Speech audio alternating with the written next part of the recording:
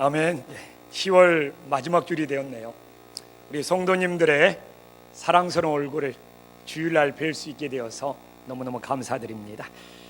정말 우리나라는 우리 정부가 한국사 거민종 교과서를 국정교과서로 바꾼다고 국론이 분열되어 너무너무 충돌과 대립으로 가고 있습니다. 참 그런 일로 국력이 소비되는 것이 참 마음이 아픕니다. 저는 이 자리가 어느 편을 드는 자리라고는 결코 생각하지 않습니다.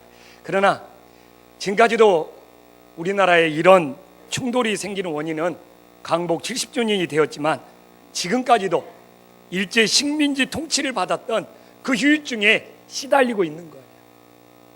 이렇게 일제의 식민지를 한번 받았던 그 후유증이 70년이 지나도 이런 갈등의 불씨를 지피고 있으니 나라가 힘이 없다는 것이 얼마나 가슴 아픈 일을 우리는 지금까지도 겪고 있는 겁니다. 사실 저는 그래요. 어떤 정책으로 국정교과서냐 거민정교과서냐 이거 이전에 모든 국민들의 이 근본적인 근원적인 합의가 있어야 한다는 겁니다. 이 역사라는 것은, 이 한국사라는 것은 어떤 이유로든지 친일을 미화하거나 좌로나 우로나 어느 쪽으로도 이 역사를 왜곡하지는 말아야 한다는 우리 국민들의 근본적인 합의가 있어야 하는 겁니다. 만약 어느 쪽이든 또한 어떤 방향으로든 우리 한국사가 왜곡이 된다면 일본이 우리나라를 식민지로 지배하고 우리나라를 발전시켰다고 끊임없이 역사를 왜곡하는 우리나라가 일본과 전혀 다를 바가 없게 되어버리는 겁니다. 그래서 이 역사를 왜곡하는 문제는 어떤 교과서를 만드냐보다도 우리들이 바르게 세워서 후손들에게 물려주어야 하는 겁니다. 저는 이런 대립의 충돌이 결코 나쁘지 않다고 생각을 합니다. 이런 충돌을 끊임없이 하면서 모든 국민들의 의견이 분출되면서 우리들이 이것만큼은 어떤 교과서가 나오든지 역사를 왜곡하는 만큼은 바로잡자는 국민적인 합의가 도출될 수 있도록 정말 기도하는 것이 중요하다고 생각합니다. 그래서 어느 편에 쓰는 것보다 정말 역사의 진실, 역사의 애곡만큼은 시키지 않고 후손들에게 물려줄 수 있는 그런 하나님의 자녀들이 될 수 있기를 소망합니다. 이렇게 사람 사는 곳은 끊임없이 충돌하면서 살아가는가 봐요. 오늘 본문도 예수님이 바리새인들과 심하게 충돌을 하고 있어요. 이 마가복음 2장부터 오늘 이게 3장 6절까지 5번의 예수님과 바리새인의 충돌을 이야기하면서 그 충돌을 통하여 우리들에게 놀라운 교훈을 전하고 있습니다. 그래서 오히려 이 의견의 충돌이 어느 것이 옳은 거냐를 찾을 수 있는 전화위복의 계기가 될 수 있는 거예요. 지금 우리나라가 막 충돌하고 자기 의견들을 분출하는 것을 나쁘게만 생각하지 말고 정말 옳은 것을 찾을 수 있는 길이 되게 해달라고 기도하는 것이 오늘 예수님이 주시는 굉장히 소중한 은혜가 되는 겁니다. 자, 2장부터 한번 봐볼까요? 2장 1절에서 13절까지는 예수님이 중풍병을 고쳤잖아요. 이 중풍병을 고치는 곳으로 바리새인들과 논쟁이 붙습니다. 그러면서 뭔 이야기가 나옵니까? 죄사함의 권세가 누구에게 있느냐. 이 중풍병을 고침으로 이 죄를 용서하는 이 논쟁을 통하여 죄사함의 권세가 누구냐가 이 충돌을 통하여 분명하게 나오는 겁니다. 우리 죄사함의 권세는 오직 예수 그리스도에 있는 것이죠. 또한 두 번째 충돌이 마가복음 2장 13절에서 17절까지 나옵니다. 레위를 부르시고 세리와 죄인들과 함께 식사를 하는 논쟁으로서 우리 주님이 누구를 부르러 오셨느냐 이겁니다. 의인을 부르러 온 것이 아니라 죄인을 부르러 왔다는 것을 또 한 번의 충돌을 통하여 우리들에게 교훈을 주고 있습니다. 세 번째 충돌은 무엇입니까? 마가복음 2장 16절에서 22절에 나와 있는 금식에 대한 논쟁으로서 새 것을 어디에 담을 것이냐,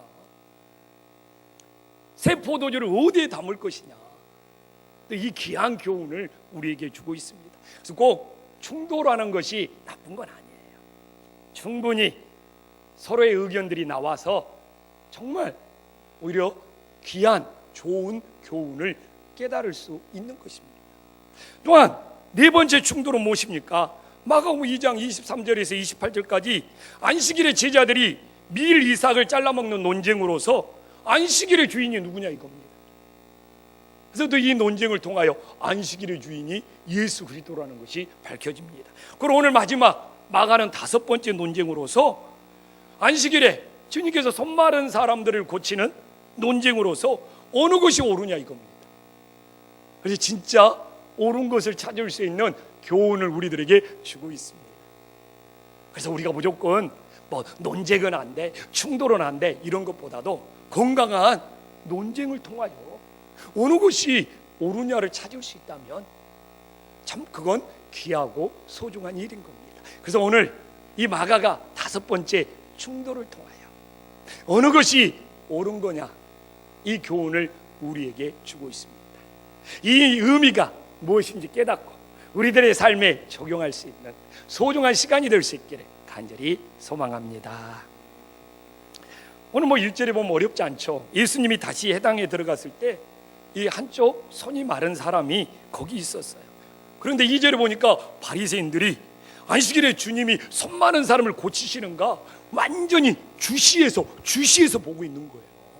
이거 집중해서 뚫어지게 살피고 있는 것이죠. 그래서 이 일을 통해서 예수님과 바리새인들이 충돌을 하고 있습니다. 근데 이게 충돌을 할 때 서로가 이렇게 동등하게 좋은 조건을 가지고 충돌하면 좋은데 이 충돌할 때 바리새인들이 굉장히 많은 문제점을 가지고 있어요. 그래서 바리새인들이 예수님과 이렇게 따지고 논쟁하고 충돌하는데 바리새인들이 어떤 문제점을 가지고 있는지 한번 살펴보겠습니다. 제일 먼저 이 바리새인들은 해당에 온 목적이 무엇이냐 이겁니다. 당시에 해당은 예루살렘 성전이 파괴됐잖아요. 유대인들이 흩어졌잖아요. 유대인들이 흩어지는 곳 곳곳마다 가서 해당을 세웠어요. 말씀을 읽고 하나님 앞에 예배드리는 장소로. 그래서 구약의 성전이 지금의 교회당과 같은 것이 아니라 오히려 유대인들이 흩어져서 세워가지고 말씀을 연구하고 하나님께 예배드렸던 해당이 어떻게 보면 지금의 교회당과 같은 역할을 하는 것입니다. 그러면 바리새인들이 해당에 온 목적은 무엇입니까? 말씀을 연구하고 하나님께 예배를 드려야 합니다. 그런데 오늘 2절에 보니까 주님이 안식일에 손 많은 사람을 고치는가 주시를 하고 있는 거예요. 바리새인들이 해당에 와서 하나님께 예배드리는 목적을 잃어버렸습니다. 야, 이처럼 우리들이 교회를 다니면서 이 교회에 온 목적이 변질이 되면 우리의 신앙은 무너지게 돼 있는 거예요. 근데 사단은 교묘하게 교회에 와서 하나님 앞에 예배드리는 목적을 잃어버리고 다른 것들에 막 관심을 갖게 만듭니다. 오늘 바리새인들도 자기가 하나님 앞에 예배드리는 것이 관심 있는 것이 아니라 다른 것에 마음을 빼앗기게 만들어 버리는 것입니다. 만약 우리들이 신앙생활을 하면서 이 교회에 온 목적이 하나님 앞에 온전한 예배자가 아니라 다른 목적, 다른 이유가 앞서게 된다면 신앙은 절대로 성장하지 않습니다.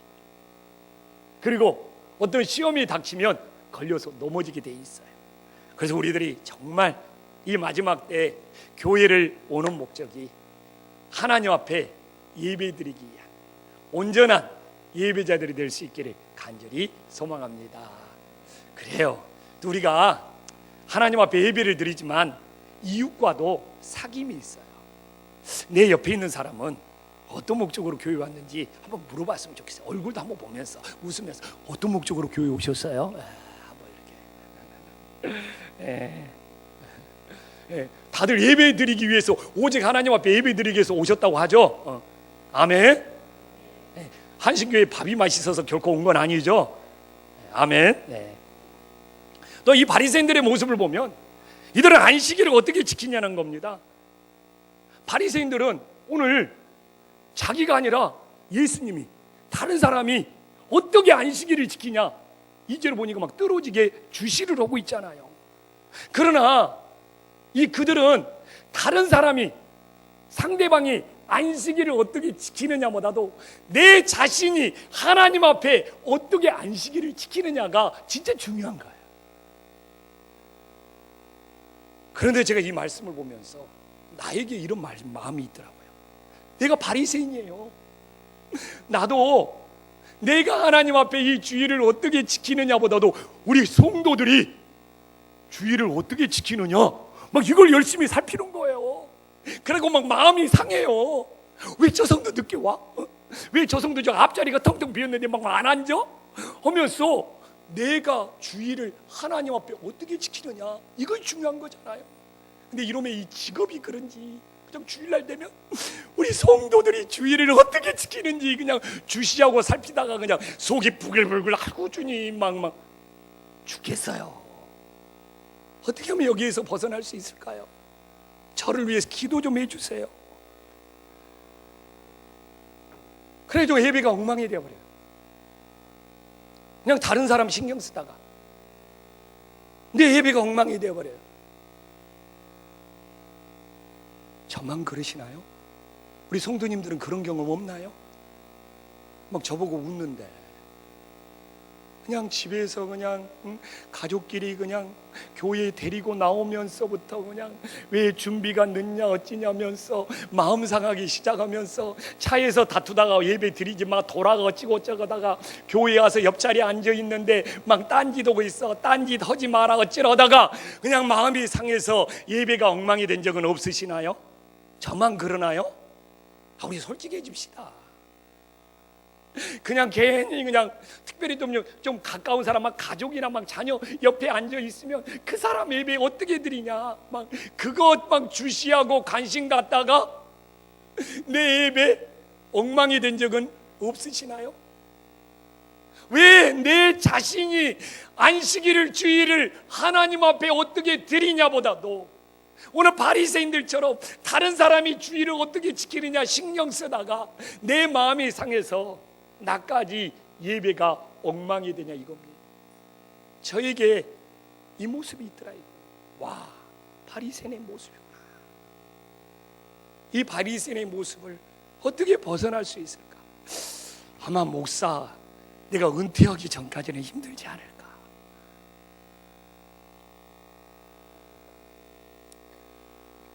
우리가 주일을 지키는 목적이 하나님이 우선이라면 다른 사람 때문에 사실 감정이 상해서는 안 되는 거거든요. 저도 오늘 하나님께 예배드리는 것이 우선이라면 우리 성도님들의 어떤 모습들 때문에 마음이 상해서는 안 되는 거거든요. 오히려 그 영혼들을 사랑의 마음으로 기도해 줘야 되는 거거든요. 그러면서 내가 하나님 앞에 바른 예배자로 선한 영향력, 본을 보여야 되는 거거든요. 그러나 나는 바른 예배자인가 관심이 없으면서 내 옆사람, 내 남편, 내 자녀, 내가 데리고 온 사람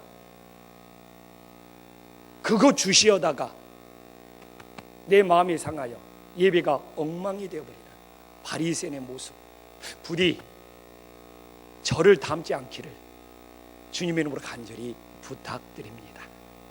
정말 우리들이 오늘도 그 누구도 어떤 사람들 때문에 감정이 상하지 않고 온전한 예배자로 하나님 앞에 세워질 수 있기를 간절히 소망합니다. 또한 봐보십시오. 또 하나의 문제는 안식일에 무엇을 찾고 있느냐 이겁니다. 바리새인들은 2절에 보니까 안식일에 고발할 조건을 찾고 있잖아요. 근데 이 말씀, 내가 이 마가복음 3장을 묵상하면서 굉장히 마음이 찔렸어요. 저도 다른 사람을 정죄할 조건을 찾고 있을 때가 너무너무 많더라니까요. 여기에서도 더 걸렸습니다. 제가 우리 집사람하고 부부싸움을 해요. 근데 이렇게 부부싸움 하면 말빨이 딸리는지 설교 오는 것처럼 부부싸움을 하면 우리 집사람한테 말빨이 안 딸릴 텐데, 우리 아내하고 부부싸움 오면 내가 말빨이 딸려요. 그러면 위기에 몰려. 그러면 뭔가 반전을 시키고 싶어. 일상생활에서는 도저히 이길 수가 없어. 그래서 꺼내는 것이 뭐예요? 당신 신앙생활 왜 그따구로 해? 하면서 막 언제 예배 늦었지? 당신 요새 성경 안 읽고 있지? 당신이 딴짓하다가 가정예배 못 드렸지? 하면서 반격을 따다다다다 합니다. 야, 이것이 오늘 고발할 조건을 찾는 바리새인의 모습이 저에게 그대로 있는 것이죠. 자녀들도 그냥 일상생활의 문제로 혼냈어요. 근데 그 정도 혼내갖고 애들이 그냥 좀 안 놀래. 그러니까 그냥 신앙생활까지도 끄집어내가지고 막 더 화를 내면서 혼내는 경우가 저에게 많았다니까요.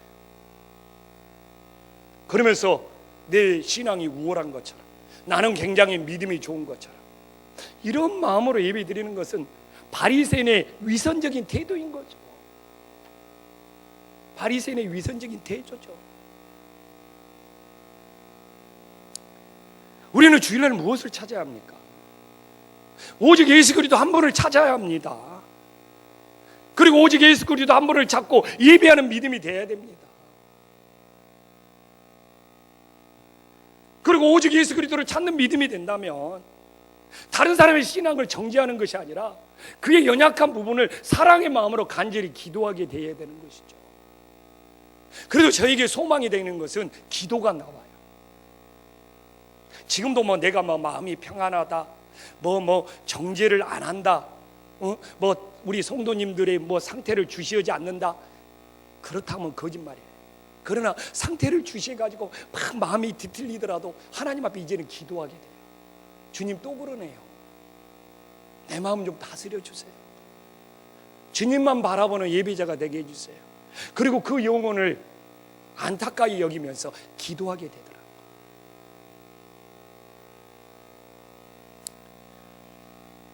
오늘 3절에 보면 예수님의 손 많은 사람을 한가운데 서라고 합니다. 그리고 여기에 이 손 많은 사람은 한가운데 생긴 것 같고 여러 가지 해석을 붙여놨더라고요. 저도 여러 가지 해석을 했어요. 근데 해석할 필요가 전혀 없어요. 왜? 4절에 주님이 한가운데 세운 목적이 나와 있기 때문에. 4절에 주님이 한가운데 세운 것은 말 그대로 안식일에 선을 행하는 거, 악을 행하는 거, 생명을 구하는 거, 죽이는 거, 어느 것이 옳으냐를 가르쳐주고 싶어서 한가운데 세운 거예요. 그런데 우리는 4절에 어느 것이 옳으냐를 가르쳐 주시기 위해서 한가운데 세운 것이 아니라 앉아있는 믿음이 손 마른 사람처럼 일어서는 믿음이 되어야 됩니다. 우리는 순종하는 믿음이 되어야 됩니다. 우리는 구석에 앉는 믿음이 아니라 한가운데 앉는 믿음이 되어야 됩니다. 이렇게만 갖다 해석으로 붙이죠. 굉장히 은혜스럽죠. 어느 좀 구석에 앉은 사람들은 찔리겠다. 한가운데에 앉아있는 믿음이 이렇게. 근데 진짜 이런 헛수고할 필요가 없어요. 본문 흐름을 보면 딴 이유 없어요. 한가운데 세운 것은 어느 것이 옳으냐를 가르쳐주고 싶고 교훈하고 싶으면 그걸 받아들이면 되는데 그냥 갖다 붙여요. 일어나는 믿음이 되어라, 사이드에 있는 믿음이 아니라 중심에 있는 믿음이 되어라, 그럴 뜻하잖아요. 그러나 이유는 간단해요. 4절에 어느 것이 옳으냐 이거예요. 이걸 교훈하고 싶었던 거예요. 그래서 예수님의 사역을 보면 하나님 앞에서 어느 것이 옳으냐, 이 분명한 원칙이 있더라고요. 근데 이 실존주의가 세상을 지배하면서부터는 세상도 원칙이 생겼어요. 어느 것이 잘 통하느냐, 어느 것이 사람들 앞에서 잘 통해서 이윤을 추구할 수 있느냐, 어느 것이 사람들한테 잘 먹혀서 이득을 취할 수 있느냐. 그래서 지금은 어떻게 보면 하나님 앞에서 어느 것이 옳으냐와 사람들 앞에서 어느 것이 잘 통해서 이윤을 추구할 수 있느냐, 이것이 대립하고 있습니다. 그러면 이 땅의 교회들이 예수님을 본받아서 하나님 앞에서 어느 것이 옳으냐를, 어느 것이 진리냐를 당연히 따라야죠. 그러나 교회마저서도 사람들 앞에서 어느 것이 잘 통하느냐. 그래서 교회가 숫자가 많이 모이느냐. 실제 여기에 관심이 있습니다. 저 같은 목회자들도 교회를 키워야 돼, 교회를 성장시켜야 돼. 어떤 프로그램들이 사람들에게 잘 통하고 잘 먹혀서 사람들을 모을 수 있느냐, 이것이 저 같은 목회자들에게 관심을 끌고 있어요. 또한 설교마저도 잘 웃겨야 돼. 잘 웃기는 목사님들이 사람들에게 잘 통해. 그래서 인기가 올라가. 그래서 사람들이 많이 모여요. 실제 그렇습니다. 그래서 저 같은 목사는 큰 교회 하기 힘들어. 왜? 사람들을 잘 못 웃겨서. 이게 안 웃잖아요. 저는 웃으라고 했는데 여러분 안 웃잖아요. 그리고 내 설교는 웃기는 것과 분위기가 안 맞대요. 그래서 집에 가면 늘 저를 태클 걸기 위해서 이 땅에 사명으로 태어난 우리 아내가 제발 설교 시간에 웃기려고 하지 말으라고. 근데 요새는 그냥 우리 아들이 멀리서 돌아가가지고 우리 아들도 3부 때 설교를 들은 다음에 아빠는 웃기려고 하지 마.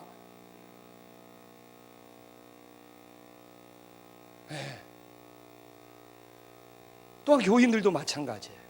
목회자가 하나님 앞에 옳은 결정을 내렸느냐가 아니라 우리 교회 목사님이 내 편을 들어줬느냐, 자기들 편을 들어줬느냐, 이걸 따지고 있어요.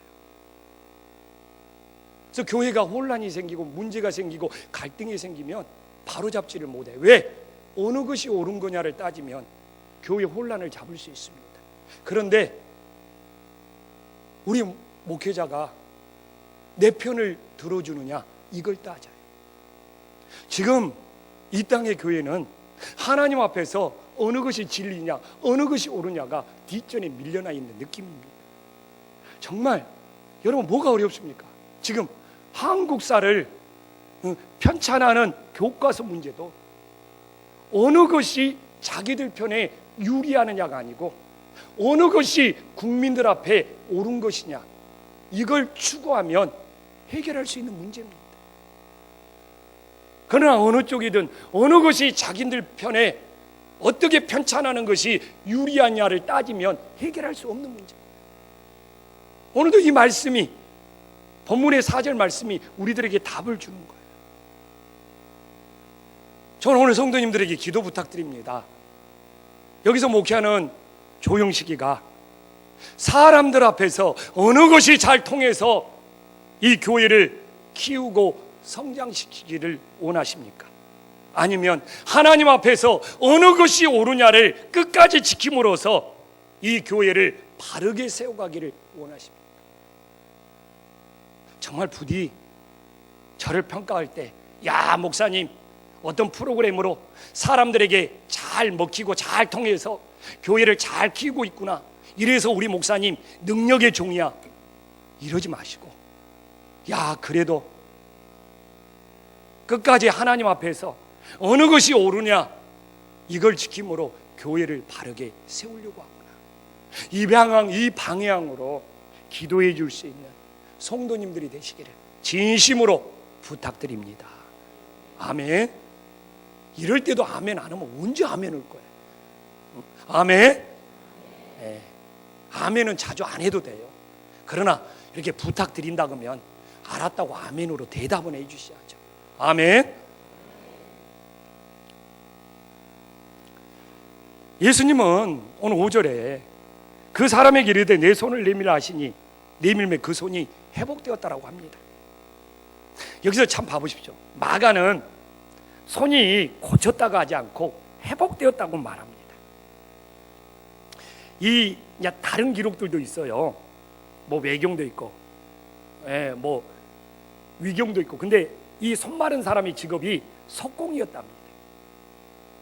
근데 이 손 마른 사람이 더 이상 석공으로서 돌을 쪼개면서 일을 할 수가 없잖아요. 그러니까 어떻게 되었느냐? 가정의 생계도 책임질 수가 없었던 겁니다.